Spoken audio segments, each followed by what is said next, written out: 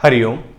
इससे पहले की कुछ वीडियो में हमने चर्चा की थी अंगूठे के बारे में। हमने जाना था अंगूठे का अंगुलियों से कोण क्या हो, अंगूठे का मोटा या पतला होने पर उनका क्या क्या फल होता है, और विभिन्न विषयों पर हमने अंगूठे के बारे में हमने बात की थी। हमने यवचिन्ह के बारे में भी जाना था। आइए आज की वीडियो की शुरुआत करते हैं नए विषय के साथ। आज का हमारा विषय है पर्वत।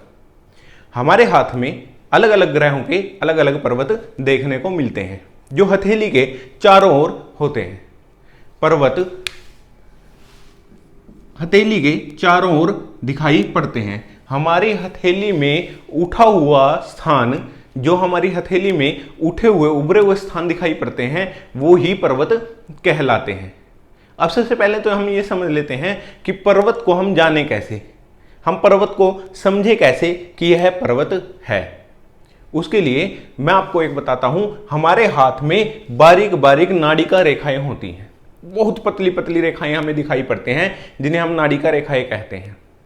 वो इतनी पतली होती हैं, उनको केवल ध्यान से देखने पर ही, जिनको कोई दृष्टि दोष नहीं है, वो उनको आराम से देख सकते हैं। उसके लिए अभ्यास की भी आवश्यकता होती है। साथ ही हम किसी भी साइंस के माध्यम से भी उसको देख सकते हैं, यानी कि हम किसी लेंस के माध्यम से भी उन रेखाओं को देख सकते हैं। तो पर्वत जैसे बनते हैं मैं आपको बताता हूं। कुछ इस प्रकार की नाड़िकाएं रेखाएं हमारे हाथ में दिखाई पड़ती हैं। वो कुछ इस प्रकार की दिखाई पड़ती हैं। जो ये उभरा हुआ स्थान होता है, जो ये बीच का जो स्थान है, उभरा हुआ जो स्थान है, इसी को हम पर्वत कहते हैं। यहीं पर हम देखते हैं कि ये कौन से ग्रह का पर्वत है। अब सबसे पहले ये जानने के लिए कौन से ग्रह का पर्वत है मैं आपको बताता हूं। मैंने आपको उंगलियों का पहले से ही बताया था कि तर्जनी उंगली गुरु ग्रह की, और मध्यमा उंगली शनि ग्रह की, अनामिका उंगली सूर्य की, और कनिष्ठा उंगली बुध की। और साथ ही बताया था अंगूठा जो है, हमारा जो अंगूठा होता है वह शुक्र ग्रह का माना जाता है। यानी कि यह सौरमंडल से इन्हीं ग्रहों की शक्तियों को ग्रहण करके पर्वतों पर डालते हैं। यह मैंने आपको पहले वीडियो में बताया था। तो अब हम जानते हैं कि गुरु का पर्वत कहां पर स्थित होता है। गुरु पर्वत जो हमारी तर्जनी और मध्यमा उंगली का जो मूल स्थान का जो ये जोड़ होता है, जहां पर ये चीज दिखाई पड़ती है, बिल्कुल इसके बीच में से अगर हम एक लाइन को सीधा नीचे लेके चलें,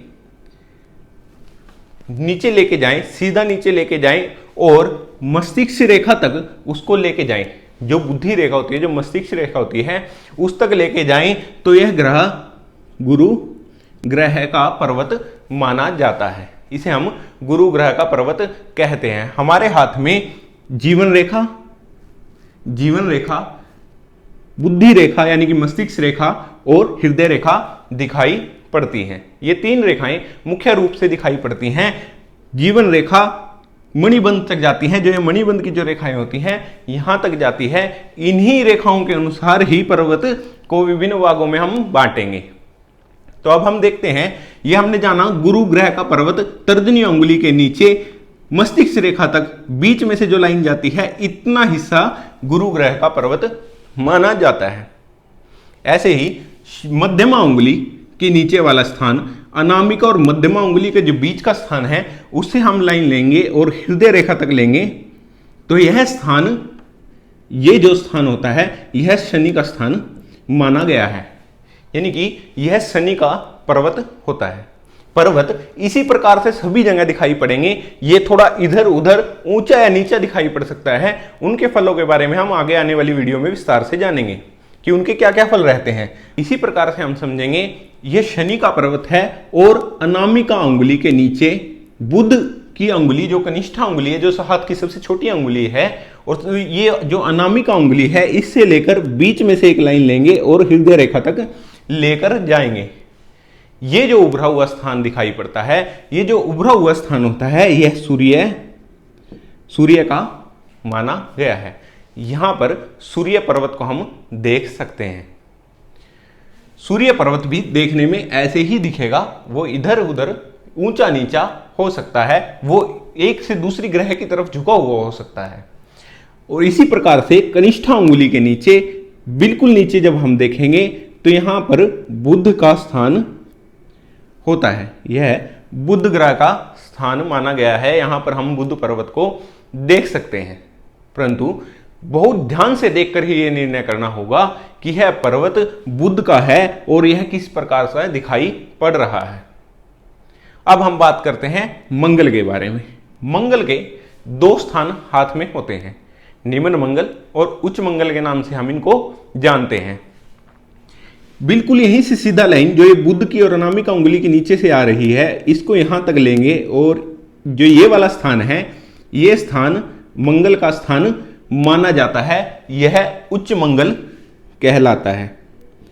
उच्च मंगल होने का कारण क्योंकि यह थोड़ा ऊंचा दिखाई पड़ता है हाथ में। यह यहां जो मंगल पर्वत होता है, हम अंगूठे की जो ये बिल्कुल लाइन है यहां से ये लेंगे तो ये भी मंगल का स्थान होता है। ये निम्न मंगल कहते हैं, इसे निम्न मंगल कहा जाता है। यह निम्न मंगल होता है क्योंकि जब हम हाथ में देखते हैं तो यह वाला स्थान थोड़ा नीचा दिखाई पड़ता है और जो इधर सा वाला स्थान है वह थोड़ा ऊंचा हुआ दिखाई पड़ता है। इसी कारण से इसे उच्च मंगल और निम्न मंगल में बांटा गया है। और जो यहां मंगल से लेकर एक लाइन नीचे की ओर जाती है, कुछ इस प्रकार से यह चंद्रमा का पर्वत दिखाई पड़ता है। यह चंद्रमा का पर्वत दिखाई पड़ता है। इसी प्रकार से अंगूठे के बिल्कुल नीचे वाला जो ये वाला हिस्सा है, जो ये वाला स्थान हमें दिखाई पड़ रहा है, यह शुक्र ग्रह का माना गया है।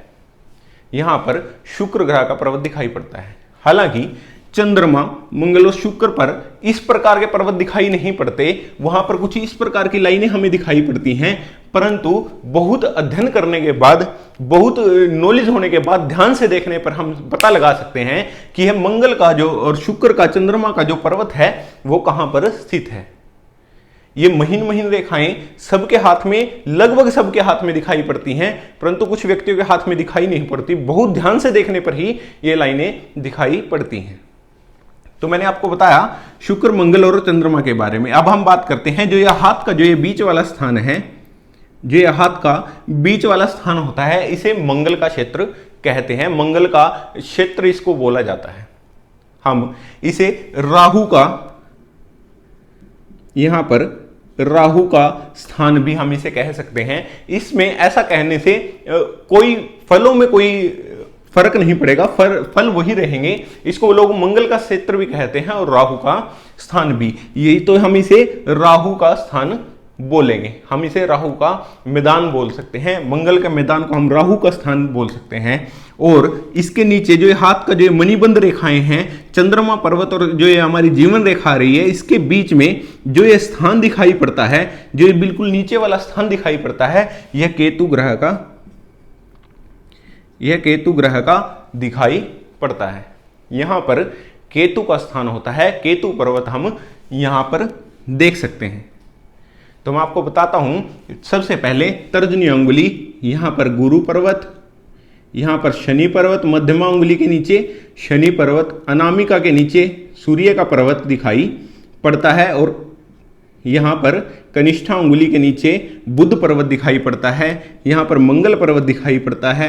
यह राहु का स्थान है, यह मंगल का पर्वत है। यह निम्न और उच्च मंगल अलग अलग हैं। इस बात को आपको ध्यान से रखना होगा कि निम्न मंगल जो नीचे की ओर झुका हुआ दिखाई पड़ता है उसे निम्न मंगल और इसे उच्च मंगल कहते हैं, क्योंकि इसका स्थान थोड़ा उभरा हुआ, ऊपर की ओर उठा हुआ हमें दिखाई पड़ता है। और यह स्थान केतु का स्थान कहलाता है। और यह वाला स्थान जितना भी है ये सारा शुक्र का पर्वत कहते हैं। एक और तरीके से हम जान सकते हैं कि कौन सी उंगली के नीचे पर्वत कहां पर स्थित होगा। जब हम अपनी उंगली को इस प्रकार से मोड़ते हैं और जहां पर यह उंगली इसको छूती है, पर्वत को जहां पर छूती है, यहीं पर उसी ग्रह का पर्वत होता है। जैसे तर्जनी उंगली को हम मोड़ते हैं और यहां पर टच करते हैं तो यहां पर गुरु का पर्वत, मध्यमा उंगली को मोड़ते हैं और यहां पर टच करते हैं तो यह है शनि का पर्वत, और अनामिका उंगली को हम टच करते हैं तो यहां पर सूर्य का, कनिष्ठा का टच करते हैं तो यहां पर बुध का, और सूर्य को, इसको अंगूठे को टच करते हैं तो यह शुक्र का पर्वत दिखाई पड़ता है। तो इस प्रकार से मैंने आपको बताया ग्रहों के स्थान हमारे हाथ में कहां कहां पर होते हैं और उस ग्रह के स्थान, उस ग्रह के पर्वत को पहचानने का क्या क्या तरीका होता है। अब इन ग्रहों के फलों के बारे में, इन ग्रहों का देखा कैसे जाए, इन ग्रहों को निम्न है, उच्च है, अच्छी अवस्था में है या नहीं है, तो आने वाली वीडियो में हम इनके बारे में विस्तार से चर्चा करेंगे। आज मैंने आपको पर्वतों के स्थानों के बारे में, पर्वत किस प्रकार से दिखाई पड़ते हैं उस बारे में बताया। मिलते हैं किसी ऐसी वीडियो में, तब तक के लिए हरिओम।